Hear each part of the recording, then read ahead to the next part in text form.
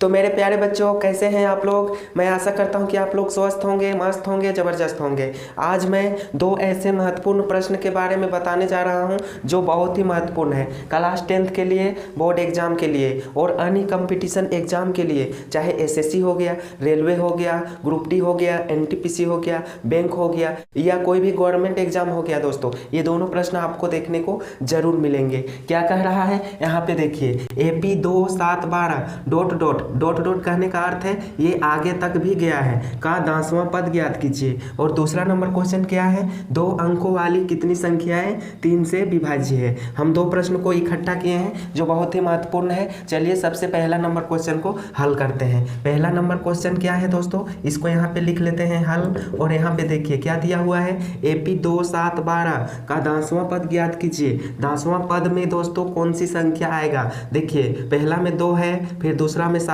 है और तीसरा में 12 है। पहला में क्या है, 2 है, दूसरा में 7 है और तीसरा में 12 है। इसी तरह दोस्तों चौथा नंबर में क्या आएगा, देखिए यहाँ 2 से 7 हो गया, कितना बढ़ा तो 5 बढ़ा। फिर 7 से 12 हो गया तो कितना बढ़ा, 5 बढ़ा। यानी दोस्तों 5 5 क्या हो रहा है, बढ़ रहा है। तो 12 में इधर भी 5 बढ़ जाएगा, 12 में 5 इधर बढ़ेगा तो कितना हो जाएगा, 12 5 17 हो जाएगा। 17 में दोस्तों और 5 बढ़ेगा यहाँ तो क्या हो जाएगा, 17 5 22 हो जाएगा। 22 में और 5 जोड़ दीजिए, क्या हो जाएगा, 27 हो जाएगा। इसी प्रकार से दोस्तों हमको 10 बार लेना है। फिर दोस्तों 5 जोड़ेंगे तो क्या निकल के आएगा, 27 5 32। फिर 32 में 5 जोड़ देंगे तो क्या निकलेगा, 37। फिर 37 में दोस्तों 5 जोड़ देंगे तो क्या निकल के आएगा, 42। 42 में दोस्तों फिर 5 जोड़ेंगे तो क्या निकल के आएगा, 47। यहाँ पे गिनिए 1 2 3 4 5 6 7 8 9 10, यानी 10वां पद क्या निकल के आ गया है, 10वां पद दोस्तों हम लोगों को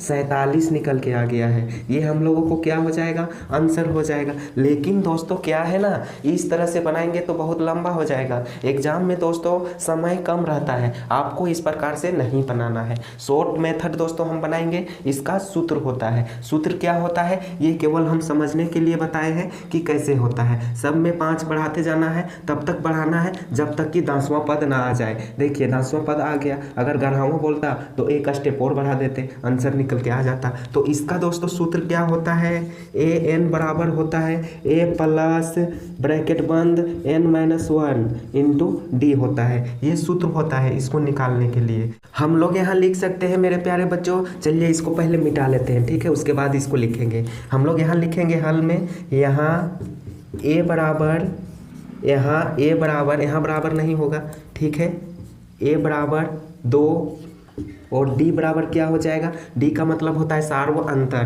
तो यहाँ क्या हो जाएगा, 7 में 2 घटाएंगे, 7 में 2 घटाएंगे तो क्या मिलेगा, 5 मिलेगा। और देखिए यहाँ 10वां पद दिया हुआ है, यानी मेरे प्यारे बच्चों यहाँ 10 हो जाएगा, n का मान 10 हो जाएगा। अब सूत्र को बैठाएंगे। सूत्र क्या होता है, AN बराबर A प्लस ब्रैकेट बंद N-1 इंटू डी होता है। यहाँ पे बैठा देंगे। चलिए A का मान कितना है, तो आप लोग देख सकते हो 2 है, प्लस है तो प्लस लगाएंगे, ब्रैकेट बंद N का मान कितना है 10 -1, डी का मान कितना निकला 5, ठीक है, यहाँ गुना छिपा हुआ है। सबसे पहले दोस्तों यहाँ पे देखिए 10 में 1 को घटाएंगे तो क्या मिलेगा 9। अब देखिए यहाँ गुना है तो गुना लगाएंगे, 5 है तो 5। अब बोडमास के रूल के अनुसार सबसे पहले गुना होता है, तब इसको जोड़ेंगे, 2 प्लस 9 5 45 हो जाएगा। अब देखिए मेरे प्यारे बच्चों 2 और 45 को जोड़ेंगे तो क्या मिलेगा, 47 मिल जाएगा। यानी दोस्तों 10वां पद क्या निकल के आया, 47। ये क्या हो गया इस प्रश्न का आंसर। देखिए यहाँ भी हम लोगों को 47 मिला था,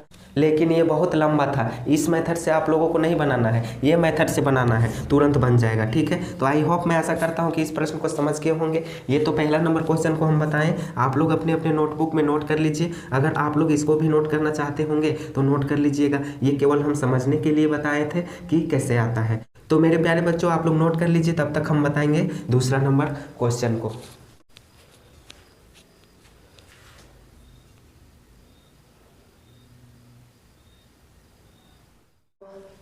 तो मेरे प्यारे बच्चों, मैं आशा करता हूँ कि आप लोग नोट कर लिए होंगे। अब चलिए दूसरा क्वेश्चन को सॉल्व करते हैं। ये क्वेश्चन दोस्तों बहुत भी आए हैं, ठीक है, कोई भी एग्जाम में आपको पूछ सकता है। 2 अंकों वाली कितनी संख्याएं 3 से विभाज्य है? तो सबसे पहले हम लोगों को मालूम होना चाहिए कि 2 अंक वाली संख्या सबसे पहले कितना से शुरू होता है? तो 10 से शुरू होता है। 10 से शुरू होता है, कितना तक जाता है? 99 तक जाता है। ये 2 अंक वाली संख्या हो गया। अगर हम 100 को ले लेते हैं तो ये 3 अंक वाली संख्या हो जाता है।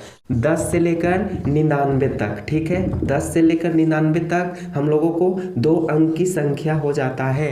और क्वेश्चन क्या कह रहा है? 2 अंकों वाली कितनी संख्याएं 3 से विभाज्य है? 10 से तो शुरू हुआ दोस्तों, लेकिन क्या ये 3 से विभाज्य होता है? 10 3 से भाग लग जाएगा क्या? 10 नहीं लगेगा। इसको 3 का पहाड़ा पढ़ेंगे तो ये 10 नहीं कटेगा, ठीक है, 3 या 9 होगा, या तो 3 चौका 12 होगा, तो ये 10 नहीं होगा, ठीक है। तो क्या क्या हो जाएगा? चलिए सॉल्व करते हैं। यहाँ पे लिख लेते हैं हल, ठीक है। ये दूसरा नंबर क्वेश्चन का हम सॉल्व कर रहे हैं। यहाँ पे लिख लेंगे माना 3 से विभाज्य होने वाली 2 अंकों की संख्या,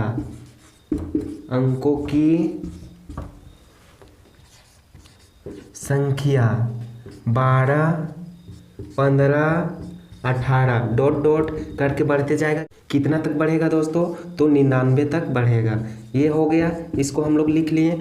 माना 3 से विभाज्य होने वाली 2 अंकों की संख्या कितना कितना है? 12, 15, 18 डॉट डॉट आगे बढ़ते जाएगा, 99 तक जाएगा, ठीक है। इतना हो गया। ये जो है ना दोस्तों, जितना भी संख्या को हम यहाँ लिखे हैं ना, 3 से विभाज्य हो जाएगा, यानी 3 से कट जाएगा, ठीक है। 15 भी कटेगा, 18 भी कटेगा, 99 भी कट जाएगा। तो चलिए मेरे प्यारे बच्चों, इस प्रश्न को सॉल्व करते हैं। यहाँ पे लिख लेंगे, यहाँ ए कितना हो जाएगा? ए बराबर 12 हो जाएगा।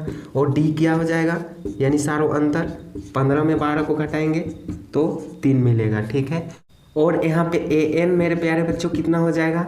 तो 99 हो जाएगा, ठीक है। हम यहाँ पे लिख दिए हैं। अब चलिए सूत्र में पुट करते हैं। ए एन बराबर क्या होता है?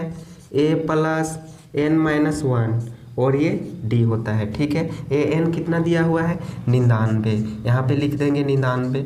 अब ए का मान 12 है, 12 लिखेंगे, प्लस एन का मान दोस्तों क्या है? तो कुछ नहीं है, एन माइनस 1 कर देंगे। डी कितना मिला है?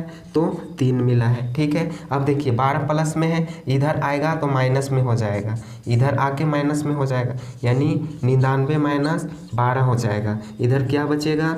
एन माइनस 1 बचेगा, और ये गुना 3 हो जाएगा, ठीक है। अब चलिए 99 में 12 को घटाएंगे तो क्या मिलेगा? 9 में 2 को घटाइए, 7 मिलेगा। 9 में 1 को घटाएंगे तो 8 बचेगा, यानी 87 निकला, बराबर एन माइनस 1, ठीक है, गुने 3, ठीक है। इसको ज्यों का त्यों लिखते हैं। अब चलिए इधर सॉल्व करते हैं, इधर जगह नहीं है। तो मेरे प्यारे बच्चों यहाँ पे ध्यान दीजिए, 87 और यहाँ गुना 3 में है, तो इधर आएगा ना तो भाग में हो जाएगा, ठीक है। चलिए इसको एक स्टेप यहाँ और लिख लेते हैं, सुविधा रहेगा, बराबर एन माइनस 1 और गुना 3 है। यहाँ गुना छिपा हुआ रहता है, ठीक है। अब ये गुना में है, इधर आके भाग में हो जाएगा, 87 भागा 3, इधर क्या बचेगा? एन माइनस 1 बचेगा, ठीक है। इसको काटिए, क्या मिलेगा? 3 एकम 3, 3 दूनी 6 हो जाता है, 2 हुआ 27 हो गया, 3 नवा 27 हो जाएगा, यानी इधर निकल के आया है 29, और इधर क्या है? n माइनस 1, ठीक है। अब n को दोस्तों इधर लाएंगे, n को जब इधर लाएंगे ना तो ये देखिए -1 है, तो क्या हो जाएगा? +1 हो जाएगा, 29 + 1 हो जाएगा। तो इस प्रकार से n का मान दोस्तों क्या निकलेगा? n बराबर 29 और 1 30 हो जाएगा, ठीक है। 30 निकल के आया, ये 30 है, ठीक है। हम अच्छा से लिख देते हैं, ये 30 है, n का मान 30 निकल के आ गया है। ये क्या हो गया? इस प्रश्न का आंसर हो गया। तो दोस्तों 2 अंकों वाली कितनी संख्या 3 से विभाज्य होगा? तो 30 ऐसी संख्या है जो 3 से विभाज्य हो जाएगा। हम लोग यहाँ लिख भी सकते हैं, अतः 2 अंकों वाली 30 ऐसी संख्या है जो 3 से विभाज्य हो जाएगा। ये क्या हो जाएगा दोस्तों? इस प्रश्न का आंसर हो जाएगा। तो मैं आशा करता हूँ कि आप लोग इस प्रश्न को भी समझ गए होंगे। बहुत ही इंपॉर्टेंट क्वेश्चन है, लगभग हर एक गवर्नमेंट एग्जाम में आपको देखने को मिलेगा। जब आप कंपटीशन एग्जाम की तैयारी करोगे तो ऐसे प्रश्न आपको जरूर देखने को मिलेंगे, और आता ही है दोस्तों। अगर आप 10वां में हैं तो कक्षा 10 की बुक में भी दिया हुआ है, कक्षा 10 से ही शुरू हो जाता है दोस्तों, ठीक है। तो मेरे प्यारे बच्चों, आज की क्लास को यहीं तक रखते हैं। वीडियो अगर आप लोगों को अच्छा लगा होगा तो लाइक, सब्सक्राइब, कमेंट और शेयर ज़रूर कर दीजिएगा। थैंक यू, धन्यवाद।